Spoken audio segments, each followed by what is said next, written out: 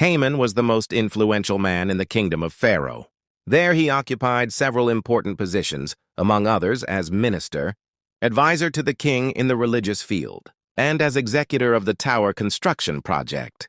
The Quran also affirms that Haman is an architect, a master of Pharaoh's building, whose role is as the leader of the carving stone workers. In another sense, he is the expert staff of the Pharaoh in the field of building. In the Quran, the name Haman is also mentioned 6 times in several surahs, namely in Surah Al-Qashash, verses 6-8-38, Al-Ankabut 39, Al-Mu'min, verses 24-36.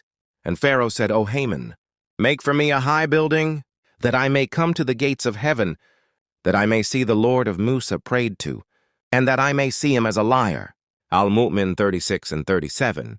Haman actually knew that it was impossible to build a tower as Pharaoh wanted, even though Egyptian civilization at that time was fairly advanced. To build a tower up to the door of heaven is a miraculous thing that cannot be done. Nevertheless, he said yes to the orders of Pharaoh, so that the king is not angry with him. Until then, Haman with his position gave influence to the decision of the king. He with his sweet mouth tried to worship Pharaoh. But for the first time I have objected, even though you have built towering towers, you will never find anyone in the sky because there is no God but you, Haman said. Hearing it, Pharaoh immediately proudly adored himself with the words of Haman, until he declared himself again as God. O princes of my people, I do not know the Lord for you except me, said Pharaoh. Haman ordered to make bricks, adhesives, and everything needed to build towers, such as wood and so on. He gathered the workers up to 50,000, except for the followers and servants who were paid. He built it for 7 years in the form of a very tall building, and nothing matched it as long as the heavens and the earth were created. He did so based on the desire and will of Pharaoh.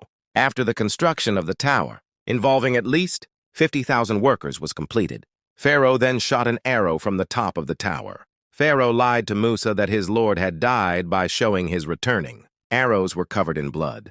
The tower was then torn down by Jibril into 3 parts, killing almost all the workers. Haman also advised Pharaoh to reject the religious mission of Musa at the event of the flight of the Bani Israel from Egypt, until finally Haman was drowned in the sea with Pharaoh and his army.